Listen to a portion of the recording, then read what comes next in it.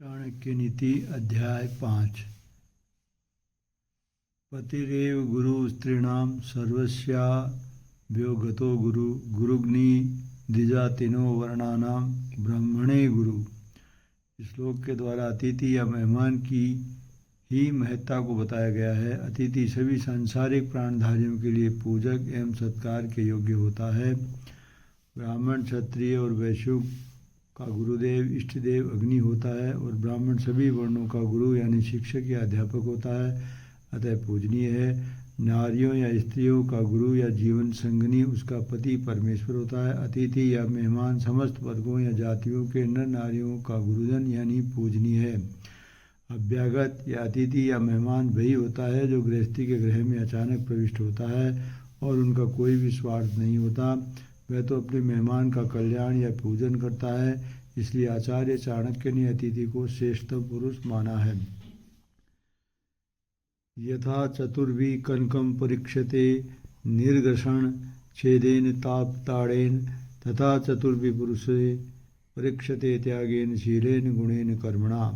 किसी व्यक्ति के व्यक्तित्व के निर्णय करने हेतु 4 तत्व होते हैं: त्याग की भावना, ऊंचा चरित्र, उत्तम गुण तथा सत्कर्मों का अनुष्ठान। स्वर्ग के समान व्यक्तित्व की परख भी 4 प्रकार की होती है। स्वर्ण की जांच का ज्ञान 4 प्रकार से हो जाता है: कसौटी पर घिसकर, काटकर, तपाया तथा काट पीट कर खरा या खोटा दोनों की पहचान की जाती है। इसी प्रकार से मनुष्य के वंश की भी परख 4 प्रकार के तत्वों से की जाती है: त्याग, शील, गुण तथा उसके द्वारा किए गए कार्यों से की जाती है। तावद् भयेषु वेतव्यम यावदयमनागतम आगतम तुम भयम दृष्ट्वा प्रहतव्ये मशंकया।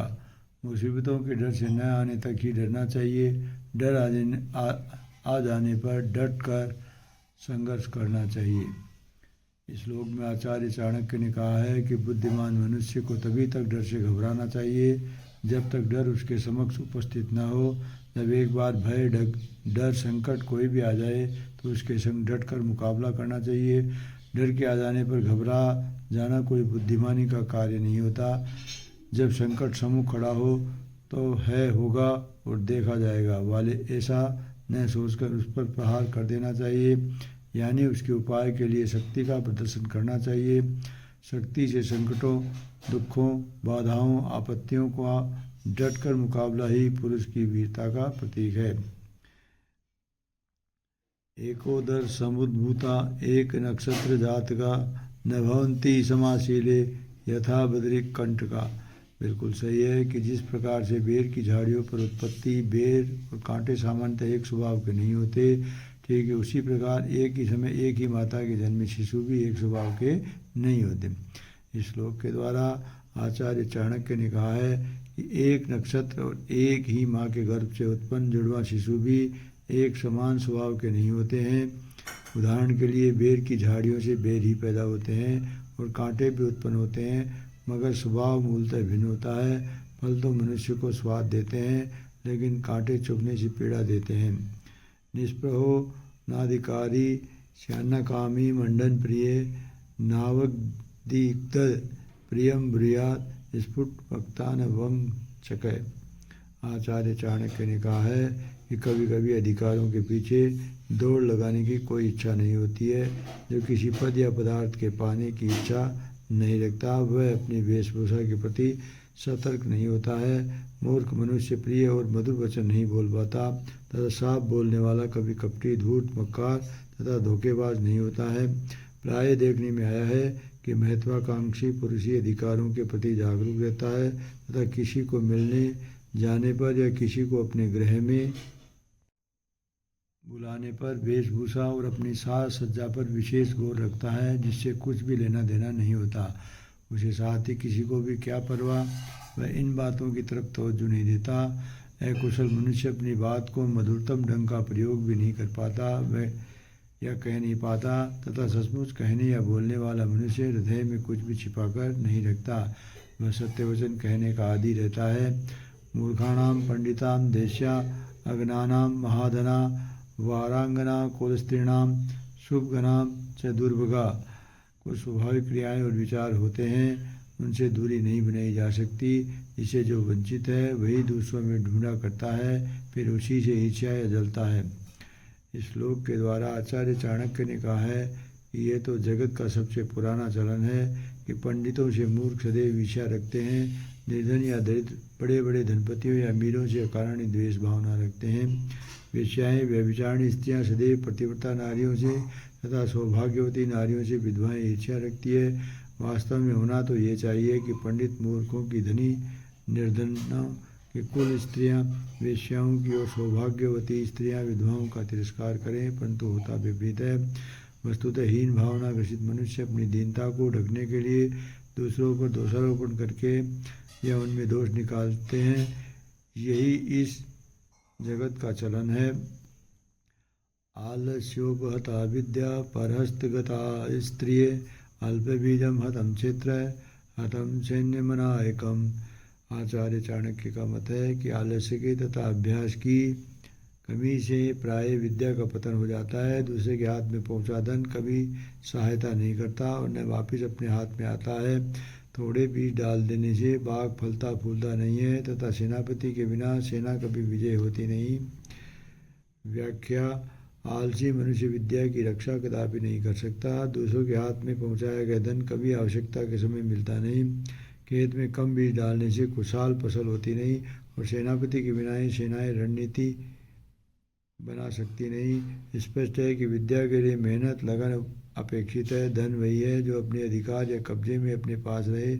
फसल तभी खुशहाल होगी जब उत्तम और पर्याप्त मात्रा में भूभाग में डाला जाएगा, जिसकी सेनाओं का संचालन कुशल बुद्धिमान सेनापति के हाथ में होगा। वही सेनाएं विजय पताका फहराएंगी। अभ्यासादार्यते विद्यां कुलं शीलेन धार्यते गुणेन ज्ञायते त्वार्ये कोपो नेत्रेण गम्यते।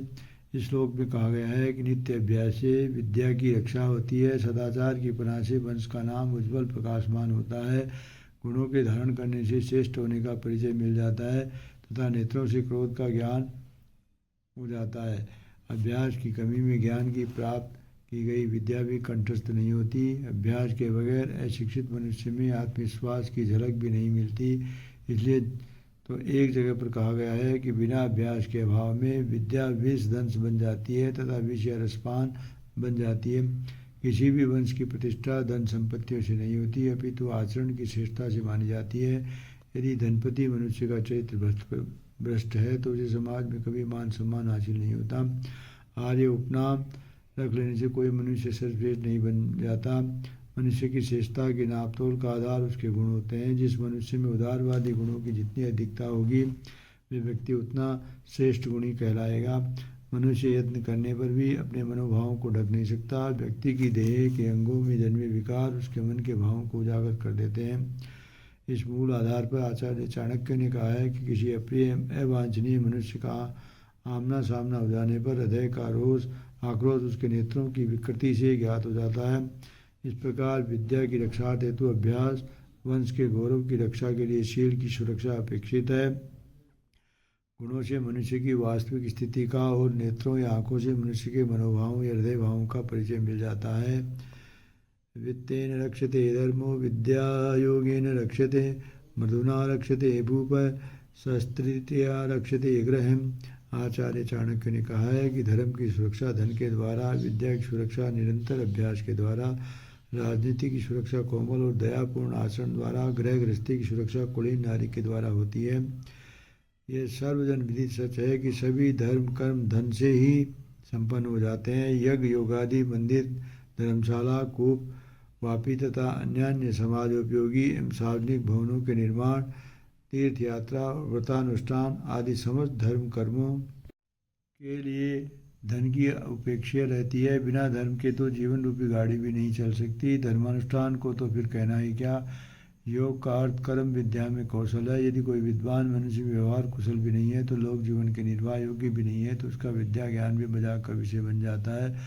कुशलता से ही विद्या की ख्याति की रक्षा होती है। प्रजा सम्राट को अपने पिताश्री रक्षक एवं परमेश्वर के रूप में पूजती है और उससे सदा ही अपने प्रति उदारता एवं क्षमाशीलता की आशा करती है। जब प्रजा सरकारी अफसर के अन्याय के विरुद्ध सम्राट से आवाज़ को बुलंद करती है तो सम्राट का दायित्व बनता है कि प्रजा दोषी होने पर भी वह पिताश्री के समान रूप से उदारता वाला दृष्टिकोण बनाए। इसी में उसकी महिमा और गरिमा है। जब तक नारी अपने अस्तित्व पर असल दृढ़ रहती है तब तक किसी पर पुरुष का उसकी तरफ आंख उठाने का साहस नहीं बनता। यदि स्त्री ही पथभ्रष्ट हो जाए तो समस्त वंश या परिवार की इज्जत या प्रतिष्ठा मिट्टी में मिलते देर कदापि नहीं लगती। स्पष्ट है, धर्म पालन के लिए धन की, विद्या के लिए गौरव हेतु, सुरक्षा के लिए कार्य कुशलता की, सम्राट की लोकप्रियता बनाए रखने के लिए कोमल आचरण की तथा परिवार के मान सम्मान की रक्षा के लिए स्त्री का सच्चा चरित्र अनिवार्य है। अन्यथा वेद पांडित्यम शास्त्रमाचारम अन्यथा कोच शांतम लोक क्लेशंति च। अन्यथा आचार्य चाणक्य का कहना है कि वेदों के ज्ञान तत्व को, शास्त्र विधान और सदाचार को तथा संतों के उत्तम चरित्र को मिथ्या कहकर कलंकित करने वाले लोक परलोक में भारी पीड़ा पाते हैं। मुनियों ने अनेक वर्षों की तपस्या के पश्चात प्राप्त जिस तत्व का ज्ञान का उजाला वेद शास्त्रों के रूप में प्रदान किया तथा जनसाधारण के कल्याणार्थ जिन आचरण का विधान रचा, उस तत्व ज्ञान तथा आचार परंपरा का निंदित या विरोध कर्म करना एवं उस निष्प्रिय तपोधर्मा परोपकारी साधुओं की प्रति अवज्ञा का भाव प्रकट करना जहाँ मनुष्य की मूर्खता की पराकाष्ठा है, वहाँ परंपरागत एवं लोक प्रतिष्ठित धर्म आचरण का उच्छेदन करके समाज को अधर्म के गहरे गर्त में धकेलना भी है। इसे कभी लोकहितार्थ भावना से विपरीत कर्म नहीं माना जा सकता। अतः वेद शास्त्र एवं महिमा विरोधी मनुष्य सर्वथा निंदनीय उपेक्षणीय है। समाज के व्यापक हितों की दृष्टि से ऐसे मनुष्य एक प्रकार से संकट मोचन ही होते हैं। अतः इनका त्याग करना ही समाज के भले में है। दारिद्र्य नाशनम दानम शीलम दुर्गति नाशनम अज्ञान नाशिनी प्रज्ञा भावना भय नाशिनी। इस श्लोक में आचार्य चाणक्य ने कहा है कि दान से निर्धनता का, सदाचार से दुर्गति का, उत्तम बुद्धि से ज्ञान का तथा सद्भावना से भय का पतन होता है। संपन्न मनुष्य द्वारा किए गए दान की अपेक्षाकृत अभावग्रस्त मनुष्य द्वारा स्वयं अभावों को झेलते हुए दूसरों के सुख के लिए दान करना अधिक महत्वपूर्ण है। जो मनुष्य स्वयं कष्टों को सहकर दूसरों के कष्टों का निवारण करने में जुड़ा रहता है, उसके त्याग की भावना सचमुच महत्वपूर्ण होती है। ऐसे उदार निर्धन मनुष्य के प्रति ईश्वर सहज ही द्रवित होकर उसकी निर्धनता का यथाशीघ्र निवारण करते हैं। सदाचार का इम्तिहान भी संकट आने पर होता है। संकट के उपस्थित हो जाने पर अपने सदाचार की रक्षा में तत्पर मनुष्य दूसरों की दृष्टि में निश्चित रूप से ही गगन से भी ऊपर उठ जाता है। उसकी महत्ता अत्यधिक बढ़ जाती है। लोग उसे आदर का विशेष दर्जा देते हैं। उसे इष्ट मित्रों का सहयोग सुलभ प्राप्त हो जाता है। इससे उसका संकट बहुत दिनों तक स्थिर नहीं रह पाता। जिस प्रकार प्रकाश और अंधेरा एक संग वास नहीं करते, उसी प्रकार से ज्ञान अज्ञान भी एक साथ नहीं रह सकते। यदि बुद्धिमान व्यक्ति अज्ञानी मनुष्य जैसा व्यवहार करता है तो उसे कोई बुद्धिमान नहीं कहता। तात्पर्य यह है कि उत्तम बुद्धि का कार्य अज्ञानता का पतन करना है। यदि अज्ञानता का नाश नहीं होता तो बुद्धि की सात्विकता शंका की वस्तु मात्र बनकर रह जाती है। किसी भी प्राणी से डर की शंका का मूल कारण अविश्वास व संदेह ही होता है। यदि एक दूसरे के प्रति विश्वास की भावना जागृत हो जाए तो डर के लिए कोई स्थान शेष नहीं रहता है। उदाहरणार्थ शेर जैसे हिंसक प्राणी भी सद्भाव दिखाए जाने पर स्वामी भक्त सेवक के रूप में आचरण करते देखे जाते हैं। स्पष्ट है कि भय का मूल कारण दुर्भावना है और दुर्भावना को पृथक कर ही भय के अंधेरे को मिटाया जा सकता है। नास्ति काम समो व्याधि नास्ति मोह समो रिपु नास्ति कोप समो वही नास्ति ज्ञानाद परम सुखम। काम के समान कोई रोग, मोह के समान कोई दुश्मन और क्रोध के समान कोई अग्नि नहीं है तथा ज्ञान से विशालतम कोई सुख नहीं है। इस श्लोक में आचार्य चाणक्य ने कहा है कि जगत में काम वासना की सदृश कोई भयंकर रोग नहीं है। काम एक ऐसा रोग है जो मनुष्य को की देह खोखली बनाकर उसे सर्वथा अशक्त बना देता है। मोह, अंधा प्रेम जैसा जगत में कोई दूसरा भयंकर अजैसे दुश्मन नहीं है। क्रोध जैसी दूसरी कोई आग नहीं जो मनुष्य को निरंतर जलाती और आग बना देती है। ज्ञान से बड़ा कोई जगत सुख नहीं है। काम वासना एक भयग्रस्त रोग है। मोह ऐसा शत्रु है जिसे जीतना अत्यंत कठिन है। क्रोध देह को भस्म करने वाली आग है और ज्ञान की ही चरम सुख की प्रेरणा है। जन्म मृत्यु ही चात्य को भूनक्ते शुभ अशुभम नरकेशु प्रत्येके एको याति पराम गति। मनुष्य को जन्म, मौत, शुभ अशुभ, कष्ट और मोक्ष स्वयं ही अकेले सहना पड़ता है।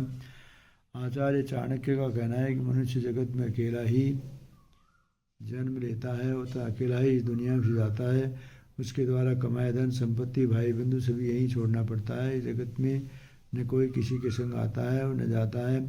भला बुरा सभी कुछ मनुष्य को अपने आप सहन करना पड़ता है। इसमें साथ कोई नहीं जाता। जग में मनुष्य पूर्व जन्म में किए अच्छे बुरे कर्मों के अनुसार अकेला ही फल भोगता है। उसमें कोई रिश्तेदार नहीं बनता। सुख दुख में सहानुभूति रखना और उनका भुगतना दोनों ही पृथक पृथक सी बातें हैं। परिवार के जो व्यक्ति सदस्य या मित्रवर उसके संग असुविधाएं या पीड़ा उठाते हैं, यह भी उनके कर्म फलों के अनुसार होता है। इस प्रकार से व्यक्ति निकृष्ट कर्मों के फलस्वरूप जिस अधोगति को प्राप्त हो जाता है, उसे भी अकेला ही भुगतना पड़ता है। उसके उल्टे यदि अच्छे कर्मों के लिए उसे मोक्ष की प्राप्ति भी होती है, उसमें कोई उसके संग नहीं जाता। ऐसी परिस्थिति में मनुष्य का धन संपत्ति और सांसारिक मोहमाया के चक्कर में पड़ने की क्या आवश्यकता है। इसलिए मनुष्य को चाहिए कि वह निर्विकार भाव से सांसारिक संबंधों को देखे। जीवन का कल्याण इसी में निहित है। तृणम ब्रह्म विदे स्वर्ग तृणम सूरस्य जीवितम जीता सस्य तृणम नारी निष्प्रस्य तृणम जगत। ब्रह्मज्ञानी के लिए स्वर्ग, सूरवीर के लिए जीवन, जितेंद्रिय के लिए नारी और निर्लोभी के लिए जगत, जिनके संसार समान है। इस श्लोक के द्वारा आचार्य चाणक्य कहते हैं कि जो मनुष्य ब्रह्मज्ञान रखता है उसके लिए तो स्वर्ग भी तुच्छ है, क्योंकि वह स्वर्ग के सुखों की क्षणिकता और निरंतरता से रूबरू होता है, अतः वह उसमें आसक्त नहीं होता। शूरवीर मनुष्य के लिए जीवन का कोई लालच नहीं होता, क्योंकि यदि वह जीवन में मोह रखता है तो उसके लिए शुद्ध करना असंभव होगा। वे सदैव अपनी जान की बाजी लगाते रखते हैं।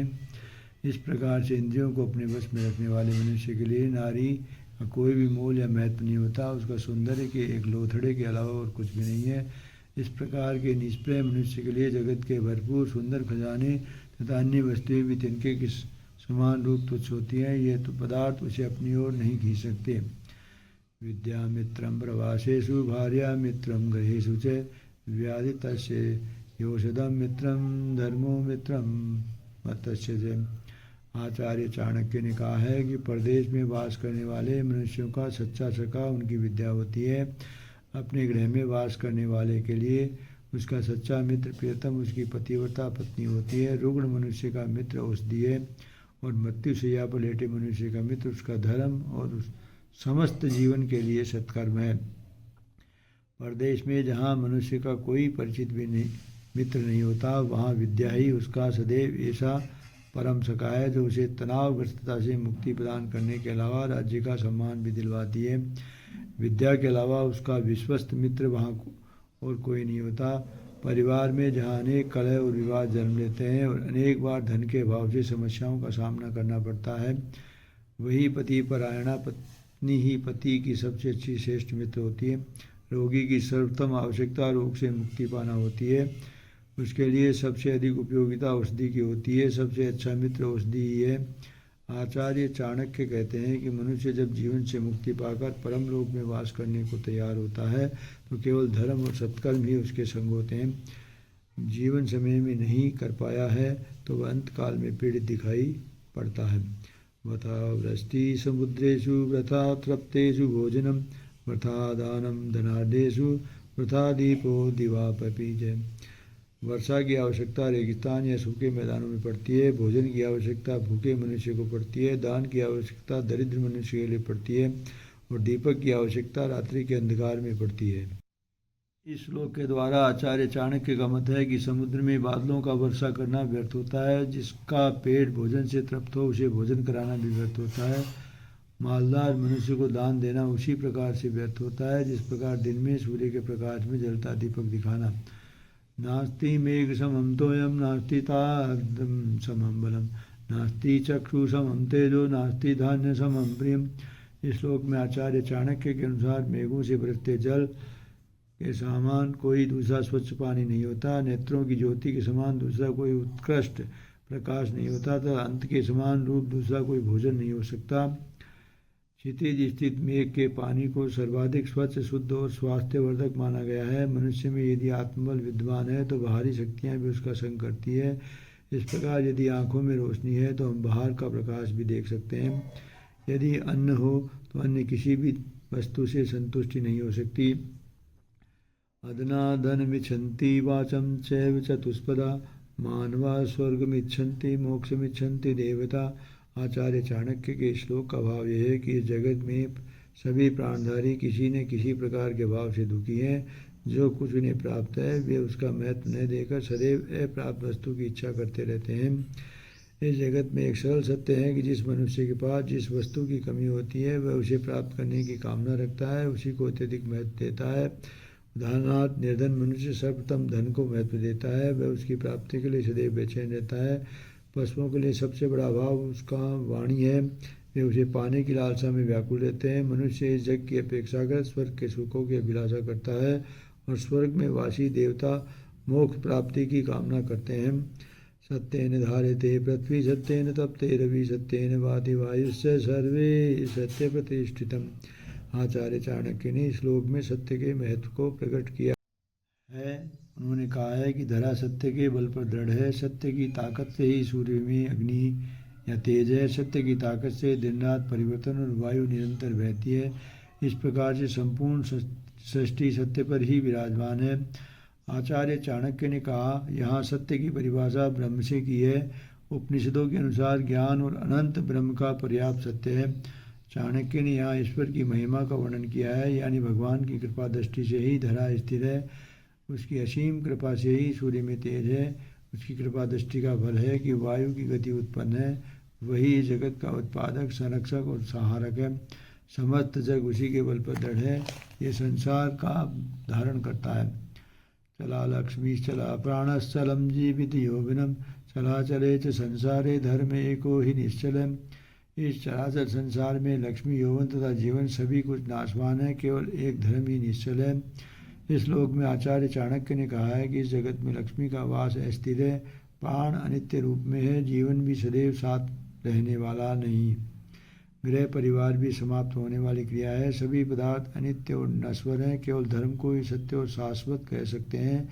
इसलिए मनुष्य का दायित्व बनता है कि नश्वर संसार की अनित्य वस्तुओं में आसक्ति त्याग कर नित्य रहने वाले स्थिर धर्म का ही सेवन करे। सभी जानते हैं कि सभी कुछ अनित्य है, यहाँ तक कि हमारे देह भी। फिर भी मनुष्य शाश्वत सत्य यानी धर्म की ओर ध्यान आकृष्ट न करके नश्वर वस्तुओं की अभिलाषा करता है।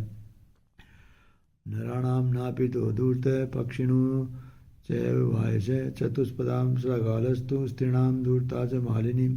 मनुष्य में नाई, पक्षियों में कौवा, चौपायों में सियार, नारियों में मालिन चालाक होते हैं।